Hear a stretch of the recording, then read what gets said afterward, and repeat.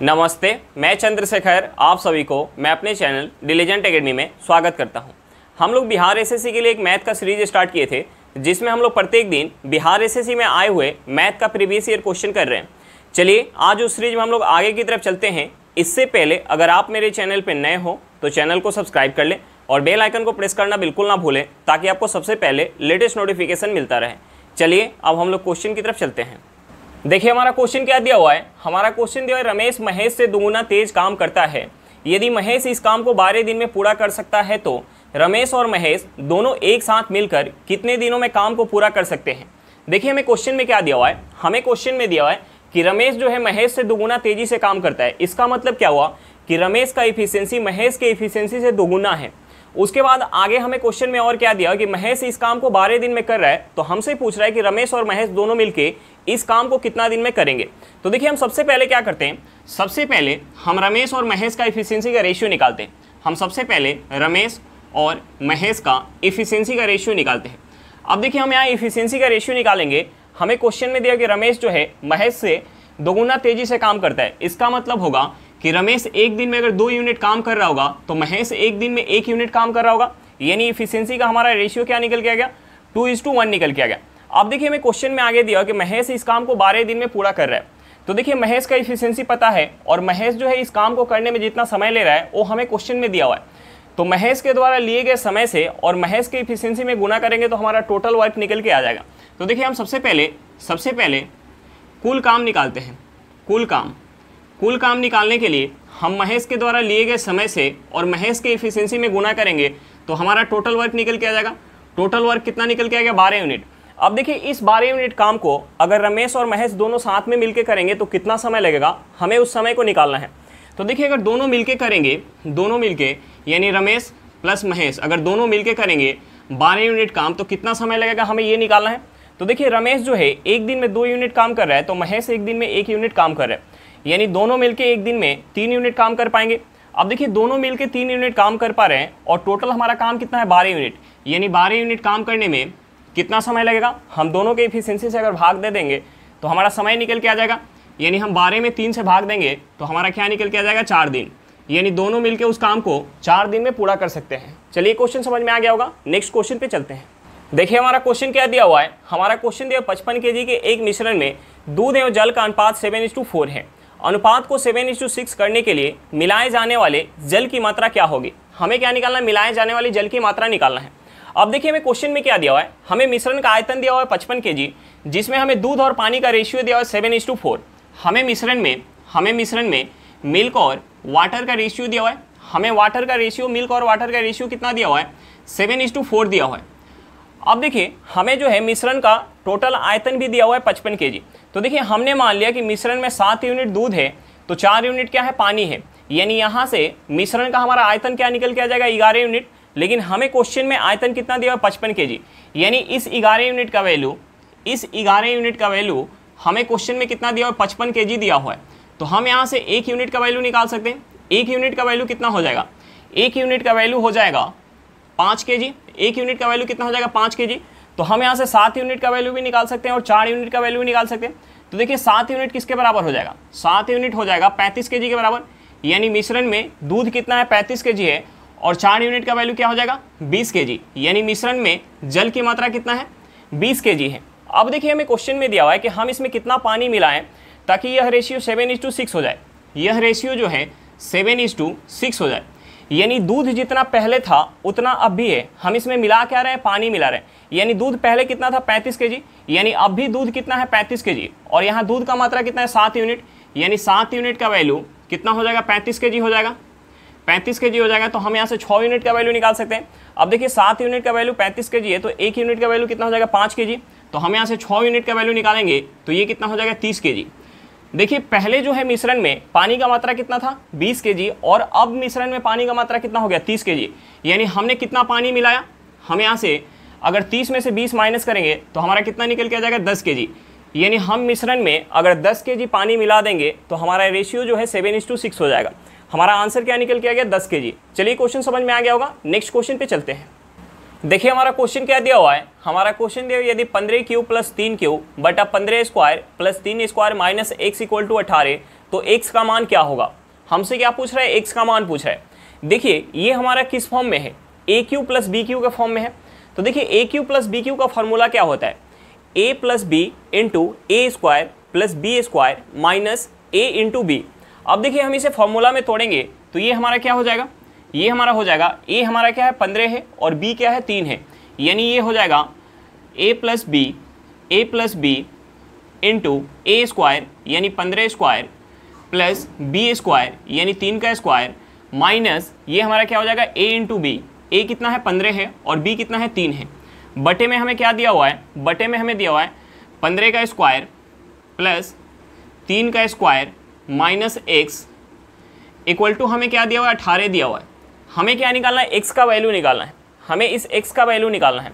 अब देखिए हम इसे ऐड करेंगे तो ये हमारा कितना हो जाएगा, 15 प्लस 3 कितना हो जाएगा 18 हो जाएगा। ये कितना हो जाएगा 18 हो जाएगा, 18 इंटू ये हमारा क्या हो जाएगा 15 स्क्वायर प्लस का 3 स्क्वायर माइनस ये कितना हो जाएगा 45 हो जाएगा बटा ये हमारा क्या हो जाएगा 15 square plus 3 square minus x equal to 18।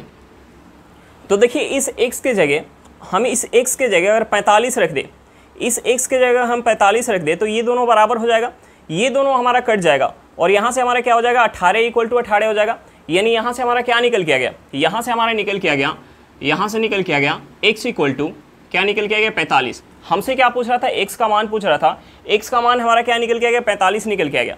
चलिए क्वेश्चन समझ में आ गया होगा, नेक्स्ट क्वेश्चन पे चलते हैं। देखिए हमारा क्वेश्चन क्या दिया हुआ है, हमारा क्वेश्चन दिया 25,000 पर 12% वार्षिक दर से 3 वर्ष का चक्रवृद्धि ब्याज क्या होगा। हमें क्या निकालना है, 3 वर्ष का चक्रवृद्धि ब्याज निकालना है। देखिए हमें यहाँ क्या दिया हुआ है, हमें यहाँ प्रिंसिपल दिया हुआ है, हमें प्रिंसिपल कितना दिया हुआ 25,000 रुपया, हमें प्रिंसिपल कितना दिया हुआ 25,000 रुपया।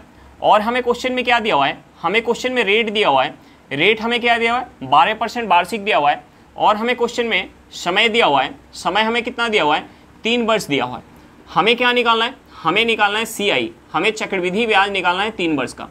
तो देखिए हम यहाँ 3 वर्ष का चक्रवृद्धि ब्याज निकालेंगे, हम यहाँ 3 वर्ष का चक्रवृद्धि ब्याज निकालेंगे।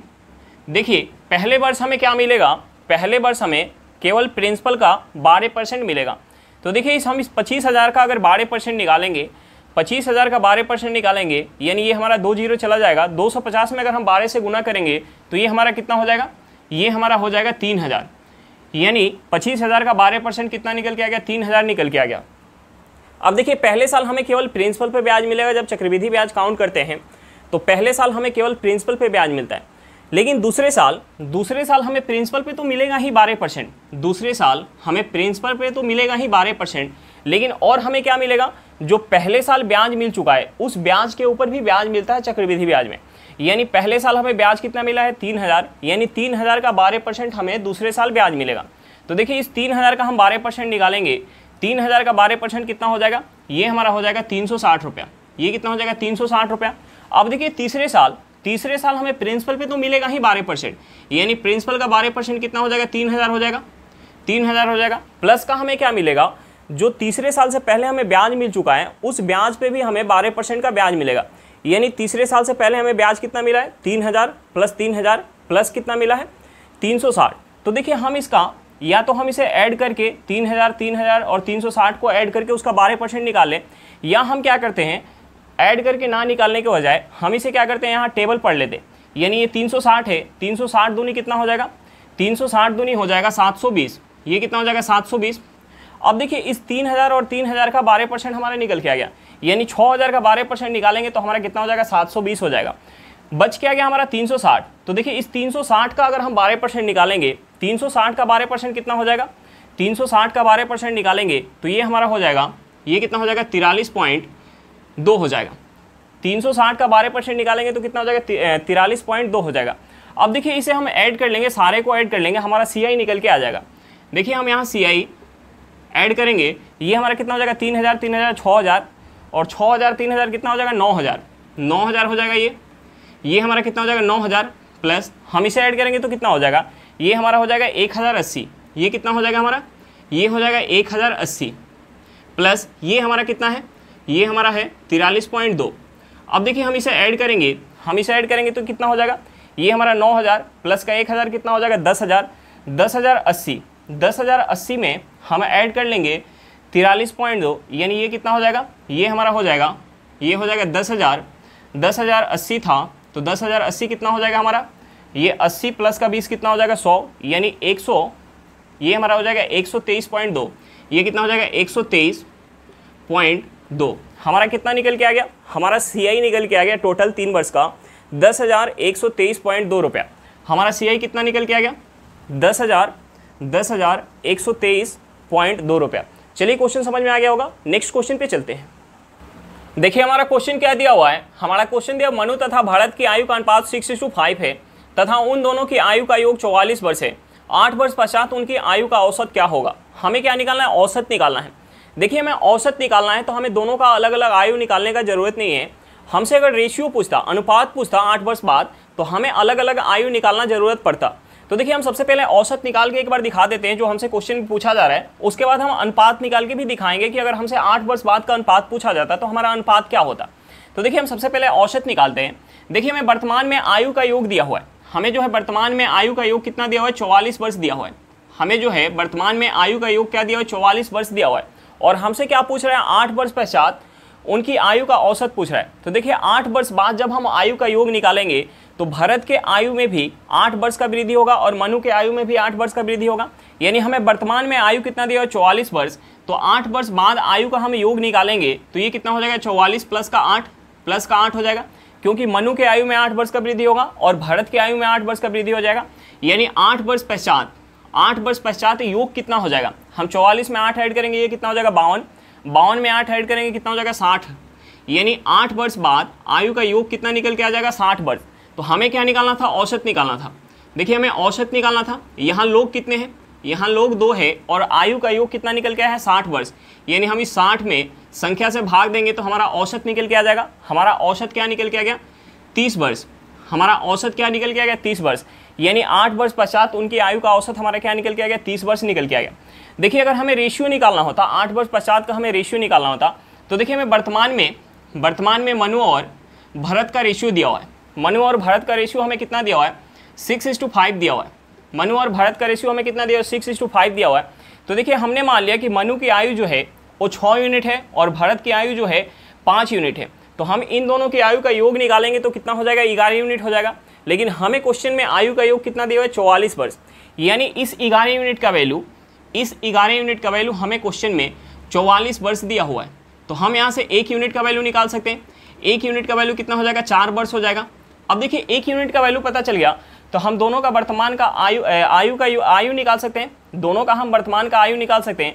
देखिए 6 यूनिट किसके बराबर हो जाएगा, 1 यूनिट का वैल्यू 4 वर्ष है तो 6 यूनिट किसके बराबर हो जाएगा 24 वर्ष के बराबर, और 5 यूनिट किसके बराबर हो जाएगा 20 वर्ष के बराबर। अब देखिए दोनों का वर्तमान जो है आयु निकल के आ गया और हमने अगर निकालना होता 8 वर्ष पश्चात उनके आयु का औसत, तो हम यहाँ से 8 वर्ष पश्चात अगर आयु का औसत निकालते तो दोनों के आयु में 8 वर्ष का वृद्धि हो जाता। यानी यहाँ जो है मनु की आयु क्या हो जाता 24 से 8 बढ़ के कितना हो जाता 32 वर्ष, और भारत की आयु कितना हो जाता 20 से 8 वर्ष बढ़ के कितना हो जाता 28 वर्ष हो जाता। अब देखिए हम इसे अगर 4 से काटेंगे तो ये 4 से कितने बार में जाएगा 8 बार में, और ये 4 से कितने बार में जाएगा 7 बार में। यानी यहाँ से रेशियो हमारा क्या हो जाता 8:7। लेकिन हमसे इस क्वेश्चन में क्या पूछा गया था, हमसे औसत पूछा गया था जो हमारा कितना निकल के आ गया 30 वर्ष। चलिए क्वेश्चन समझ में आ गया होगा, नेक्स्ट क्वेश्चन पे चलते हैं।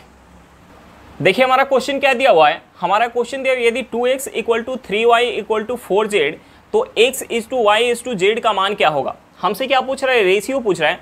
तो हमें सबसे पहले x, y और z का वैल्यू निकालना पड़ेगा। तो देखिए इस क्वेश्चन को हम 2 तरीका से कर सकते हैं। देखिए इस क्वेश्चन को हम 2 तरीका से कर सकते हैं। हमारा पहला तरीका क्या है, हमें क्या दिया हुआ 2x = 3y = 4z।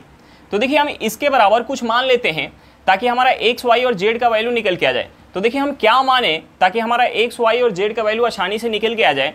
तो देखिए हम मानने के लिए क्या करेंगे, मानने के लिए हम 2, 3 और 4 का एलसीएम लेंगे।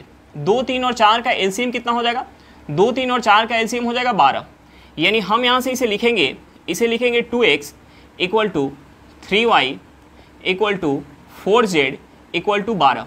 अब देखिए हम यहाँ से एक बार 2x = मान लेंगे 12 के, उसके बाद हम 3y मान लेंगे 12 के बराबर, उसके बाद 4z मान लेंगे 12 के बराबर।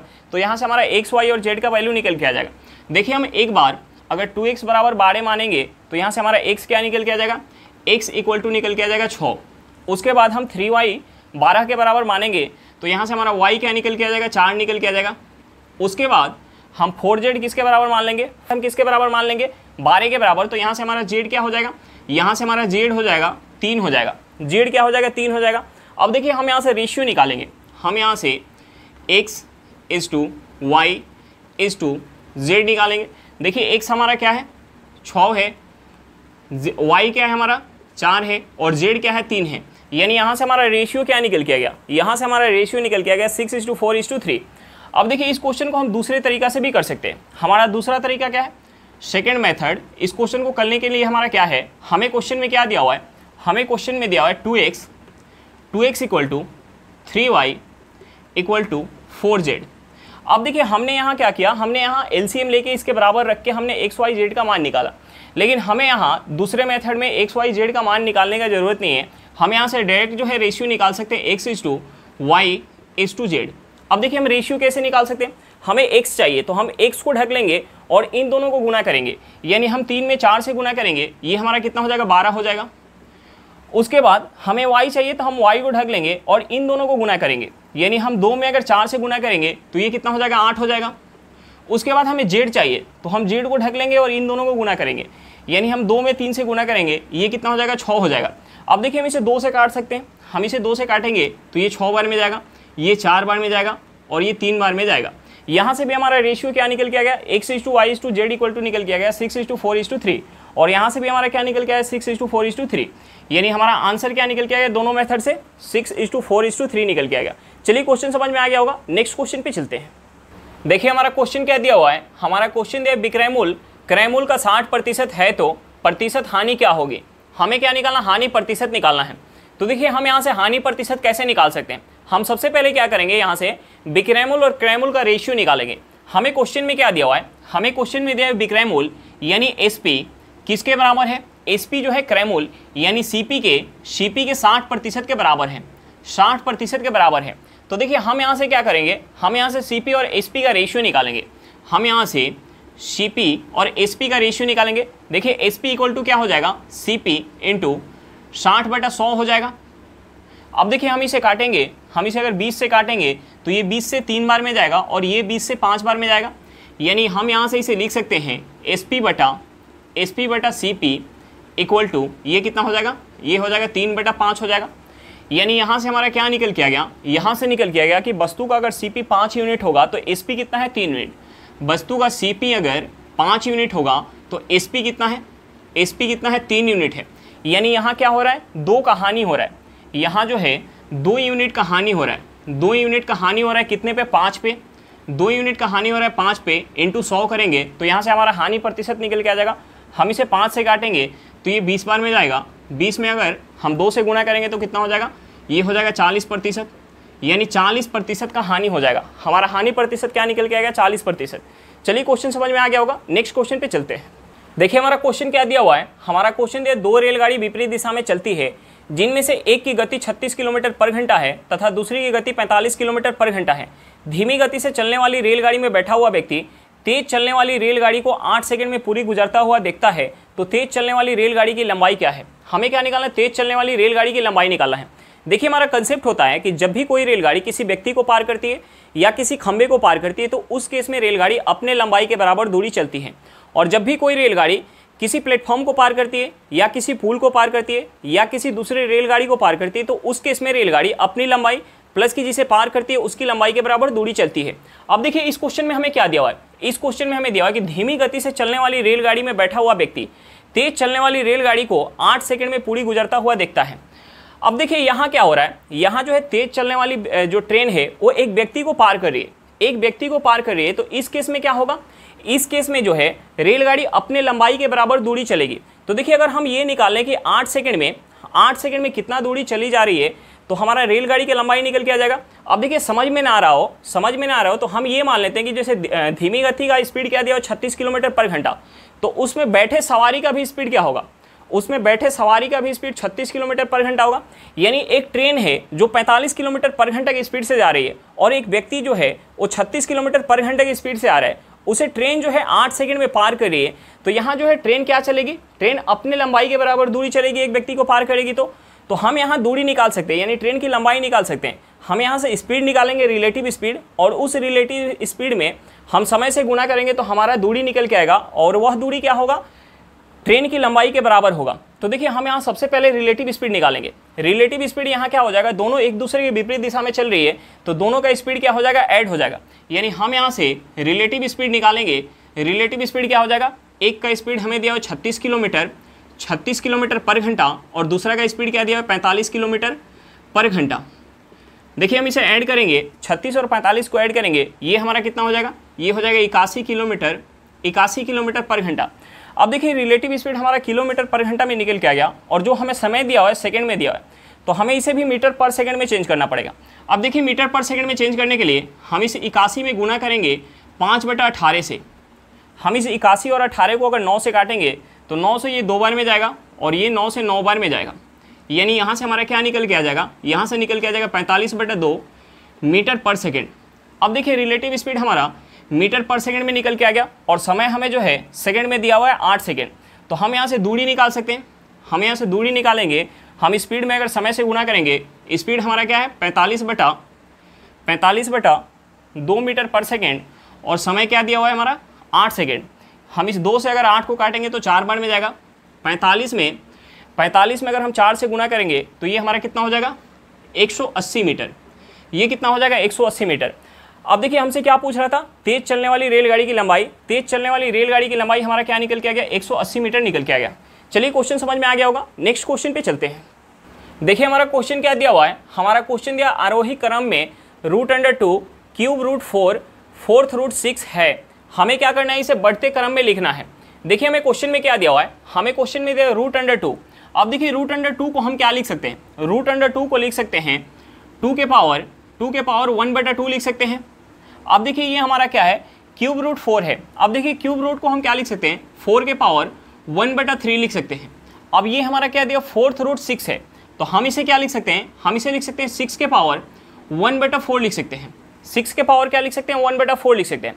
अब देखिए हम इसे नॉर्मल पावर में चेंज करने के लिए हम क्या करते हैं, यहाँ 2, 3 और 4 का एलसीएम ले लेते हैं। 2, 3 और 4 का एलसीएम कितना हो जाएगा 12, यानी हम यहाँ 12 से गुना करेंगे पावर में। अब देखिए 12 से हम गुना करेंगे तो ये हमारा क्या हो जाएगा 2 के पावर 1/2 गुने 12, ये हमारा हो जाएगा 4 के पावर 1/3 गुने 12, और ये हमारा क्या हो जाएगा, ये हो जाएगा 6 के पावर 1/4 गुने 12। अब देखिए हम इसे 2 से काटेंगे तो कितने बार में जाएगा, 6 बार में। यानी यहाँ से हमारा क्या हो जाएगा, यहाँ से हो जाएगा 2 के पावर 6, और हम इसे अगर 3 से काटेंगे तो कितने बार में जाएगा, 4 बार में। यानी ये हमारा क्या हो जाएगा 4 के पावर 4, ये क्या हो जाएगा 4 के पावर 4, और ये हमारा क्या हो जाएगा, ये हो जाएगा अगर हम इसे 4 से काटेंगे तो 3 बार में जाएगा, यानी ये हमारा हो जाएगा 6 के पावर 3। अब देखिए 2 के पावर 6 को हम क्या लिख सकते हैं, 2 के पावर 6 को हम लिख सकते हैं, ये 2 के पावर 6 हमारा कितना हो जाएगा 64 हो जाएगा। 2 के पावर 6 कितना हो जाएगा 64 हो जाएगा।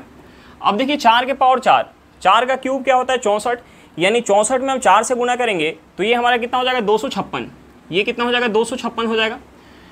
अब देखिए 6 का क्यूब क्या होता है, 6 का क्यूब होता है 216, 6 का क्यूब क्या होता है 216। हमें क्या लिखना है, बढ़ते क्रम में लिखना है। अब देखिए बढ़ते क्रम में लिखने के लिए ये हमारा क्या हो जाएगा, ये हो जाएगा 64, उसके बाद क्या हो जाएगा 216, 64 के बाद क्या हो जाएगा 216, उसके बाद हमारा क्या हो जाएगा 256, उसके बाद क्या हो जाएगा 256। यानी हमें ऑप्शन जो है रूट में दिया हुआ है, यानी ये 64 जो है, 64 हमारा क्या था, 64 जो था √2 था, 64 क्या था √2, और ये हमारा क्या था 216 जो था, 216 क्या था फोर्थ रूट, 216 था फोर्थ √6 था, और हमारा बच क्या गया, बच गया क्यूब रूट 4। यानी यहाँ से हमारा आंसर क्या हो जाएगा, यहाँ से हमारा आंसर हो जाएगा ऑप्शन नंबर ए। हमारा आंसर क्या हो जाएगा, ऑप्शन नंबर ए। चलिए क्वेश्चन समझ में आ गया होगा। नेक्स्ट क्वेश्चन पे चलते हैं। देखिए हमारा क्वेश्चन क्या दिया हुआ है, हमारा क्वेश्चन दिया 3.47 के ऊपर रेकरिंग प्लस 4.53 के ऊपर रेकरिंग प्लस 0.08 के ऊपर रेकरिंग का मान होगा। हमें ऑप्शन 4 दिया हुआ है और चारों ऑप्शन में हमें रेकरिंग में मान दिया हुआ है। देखिए हमें रेकरिंग में मान दिया हुआ है तो हमें जो है इसे फ्रैक्शन में चेंज करके ऐड करने का ज़रूरत नहीं है। अगर यहाँ जो है हमें फ्रैक्शन में मान दिया होता ऑप्शन में तो हमें इसे फ्रैक्शन में चेंज करना पड़ता। तो देखिए हमें रेकरिंग में ही दिया हुआ है तो हमें इसे फ्रैक्शन में चेंज करने का ज़रूरत नहीं है। देखिए हम इसे क्या लिख सकते हैं, हम इस 3.47 के ऊपर जो रेकरिंग लगा हुआ है हम इसे क्या लिख सकते हैं, इसका मतलब क्या होता है कि 3.47 ये हमारा अनंत बार आया होगा, यानी हम इसे लिख सकते हैं 3.47 डैश डैश डैश लिख सकते हैं। अब देखिए दूसरा हमारा क्या दिया हुआ है, दूसरा दिया हुआ 4.53 डैश डैश डैश हो जाएगा। और तीसरा हमारा क्या है, तीसरा है 0.08 ये डैश डैश हो जाएगा। अब देखिए हमें इसे क्या करना है, इसका जोड़ निकालना है।